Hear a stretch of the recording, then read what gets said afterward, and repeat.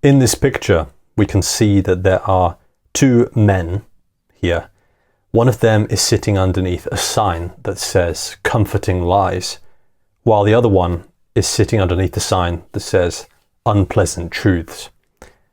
As you can see, everybody is queuing up for the comforting lies. Everyone wants to hear comforting lies. So what's the message of this picture?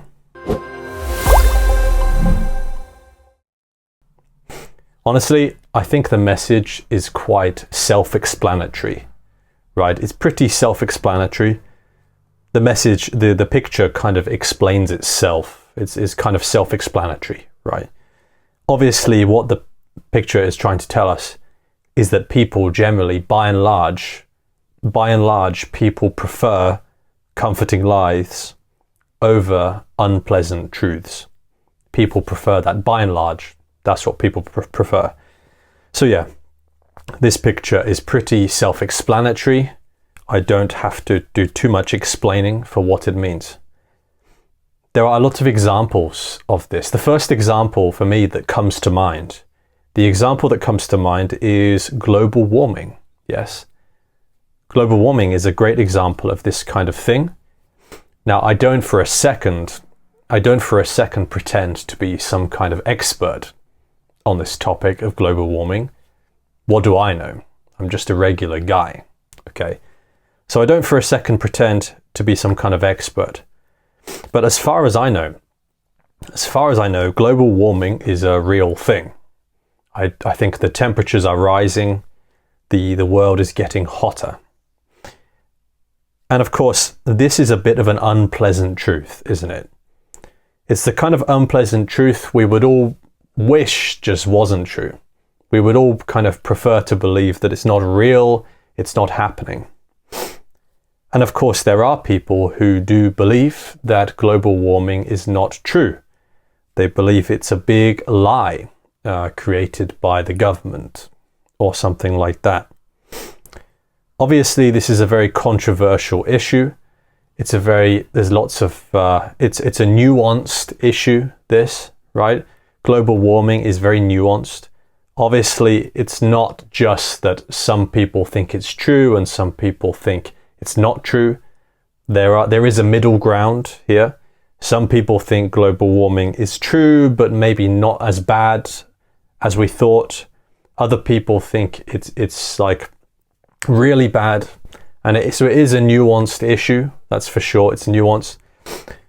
But of course, there are people out there who just believe global warming doesn't exist. It's just a big lie and it doesn't exist. Well, this is a very comforting lie, because if you believe this, then you don't need to be concerned about the future of the planet. You don't need to be concerned about the future of maybe your children or your future. It's much easier. It's easier to believe. It's more comforting to believe that global warming just is a big lie. And then you don't need to worry about it. And so maybe this is why it can be quite popular. You know, maybe it's a popular idea that global warming is nothing to worry about. It's a big lie. It's a myth. Global warming is a myth and we don't need to worry about it.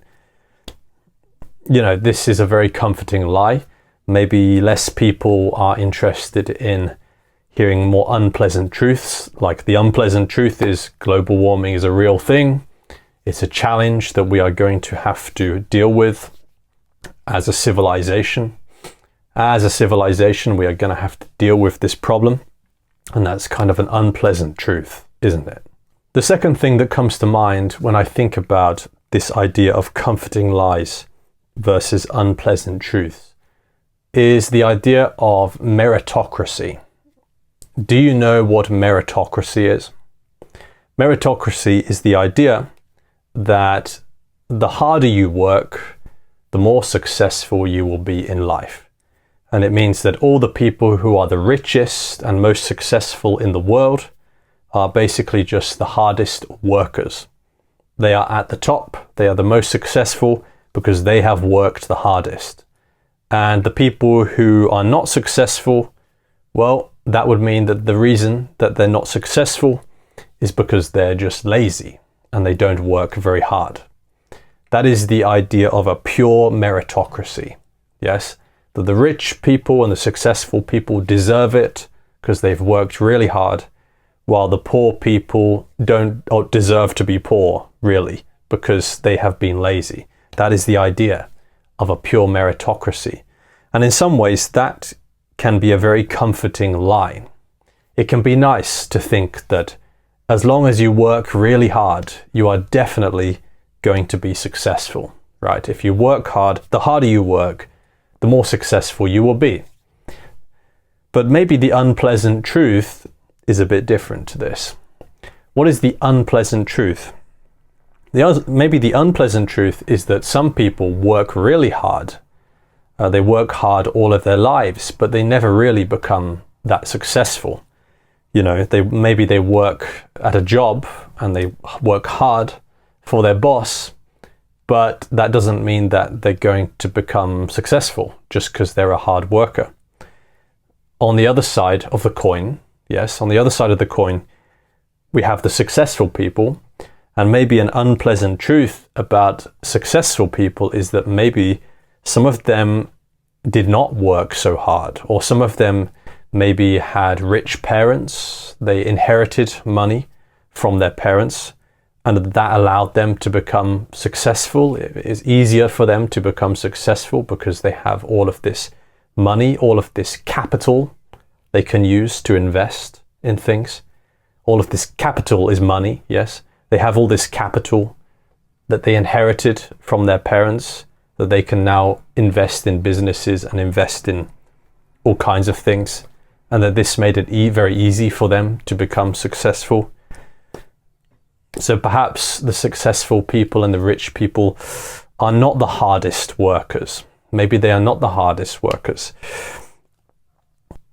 But it is a very comforting lie to believe in a meritocracy, a pure meritocracy, where everything is just based on who works the hardest, and the person who works the hardest gets the most money and is the most successful. I think in reality, this is not always true.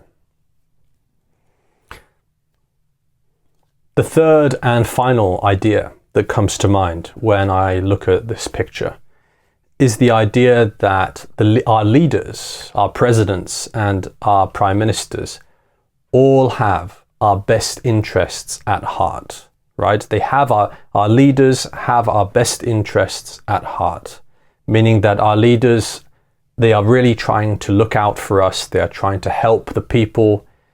They are interested in trying to help the people of their country as much as possible.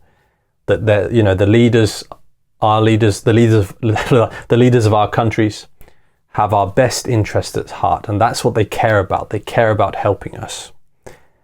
I think that is a bit of a comforting lie, because I think that is not always the case. The unpleasant truth is that in many cases, our leaders have other priorities. Maybe the people of the country are not the most important thing for the leader. Some leaders, they care more about staying in their position of power. They want to stay in power, and they care more about that than they do the people of the country. Some leaders, they care a bit more about money.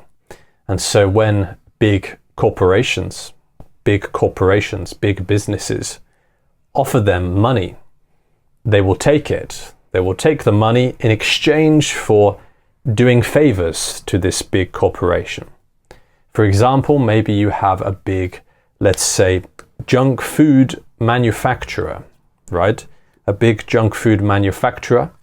They may pay the leader of your country to allow them maybe to change some of the laws around junk food, maybe try to get them to allow them to maybe advertise to children more, right? If they pay the president of the country $10 million, let's say, then maybe the president will try to make an effort to change the law so that they are now, the junk food corporations are now allowed to advertise more to children than before, so that they can earn more money and more profit. That would be a case of the fact that our leaders may not always have our best interests at heart. In many cases, our leaders may care more about themselves or earning more money for themselves, or maybe their friends, the people they know, but they may not necessarily always care about the people of the country more than anything else. So I think that's the end of the video. I hope you enjoyed listening to this interesting video about comforting lies and unpleasant truths.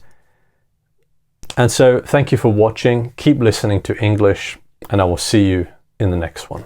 Hello guys. If you want more videos, go to EnglishSponge.com. On the website, you will find videos from many different teachers, some British teachers and some American teachers. The videos are organized by level A1, A2, B1 and B2, so you can choose which level you want to listen to. So go to EnglishSponge.com.